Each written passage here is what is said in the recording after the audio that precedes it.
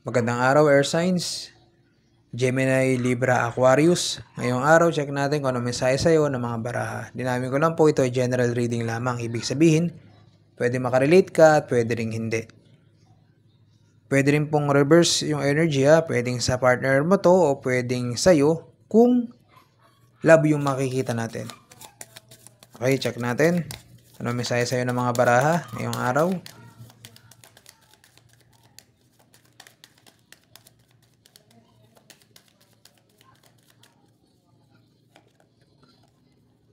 Meron tayong 8 of Cups.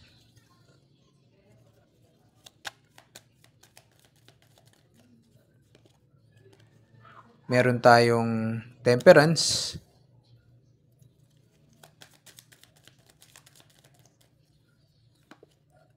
Meron tayong Judgment.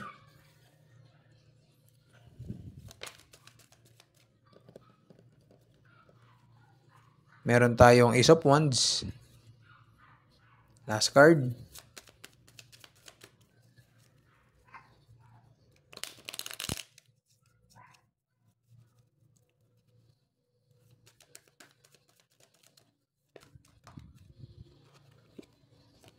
At meron tayong 6 of Swords.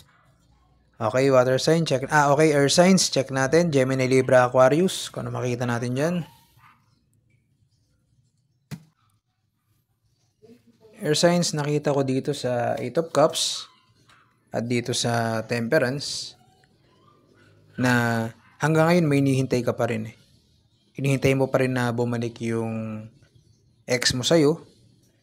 Kasi pwedeng iniwanan ka niya para ba naghihintay ka ng closure.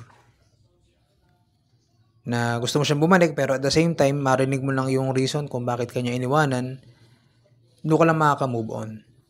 Okay? Yung iba sa inyo, doon na makaka-move on kapag sinabi sa kanila ng ex nila kung ano yung reason kung bakit sila iniwan. Iba naman sa inyo, talagang hinihintay mo silang bumalik Kasi yan, abandonment, iniwanan ka na lang, walking away, disappointment. Tapos ito, temperance, balance, harmony, perspective. Okay? So, sinasabi dito na dapat mag-move on ka na rin. Kasi tama na yung paghihintay mo, yung temperance. Sobrang-sobra na yung paghihintay na ginagawa mo.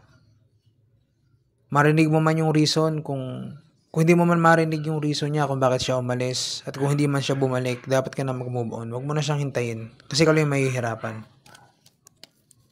Pinapakita naman sa akin ng The Judgment, self-evaluation, awakening, forgiveness. Diba? Patawarin mo na, isipin mo naman yung sarili mo, timbangin mo yung sarili mo, yung puso mo, tsaka yung isipan mo, timbangin mo. Alam mo naman yung tama nawala ng pag-asa, nawala ng chance. Hindi mo na malalaman, yung iba sa inyo hindi na malalaman, yung iba naman hindi na talaga babalik. Alam mo sa sarili mo yun, pero umaasa ka pa rin Kasi mahal na mahal mo yung tao, pero sarili mo naman yung isipin mo. Okay? Sarili mo naman yung mahalin mo. Wag siya. Na isang taong iniwanan ka. Isang taong pinabayaan ka, isang taong walang pakialam sa'yo. Yun talaga ang katotohanan kasi hindi mo iiwanan ng isang taong mahal mo. Okay? Air signs. Kung mahal ka niya, hindi ka niya iiwanan. Kung mahal ka niya, babalikan ka niya. Pero hindi Kailangan mo na mag-move on. At pinapakita nga nitong Ace of Wands at 6 of Swords. Breakthrough, inspiration, new direction. Calmer waters, moving ahead, healing. Ibig sabihin, kailangan mo na talaga mag-let go. Kailangan mo nang kalimutan yung past. At kailangan mo nang tumingin sa present at sa future, sa mga opportunity na paparating sa'yo. Okay? Kasi ikaw lang yung makakagawa niyan Tanging ikaw lang ang may kakayahang magdesisyon sa buhay mo. So, kailangan mo na mag-take ng step para magkaroon ka ng bagong simula. Ngayong araw, pasikat So, magkakaroon ka ng bagong umaga. Fresh start, new start. So, kailangan mo lang talaga magising sa katotohanan na hindi na siya babalik. Matagal na matagal mo na siyang hinihintay. Buwan, 1 taon, 2 taon. Tama na. Yun ang sinasabi dito. Kailangan mo nang mag-heal.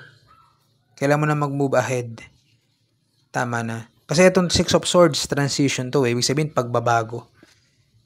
Kailangan mo nang baguhin lahat. Kailangan mo nang hindi tumingin sa past. Kasi yan, nakasakay sa bangka, ibig sabihin talagang wala na.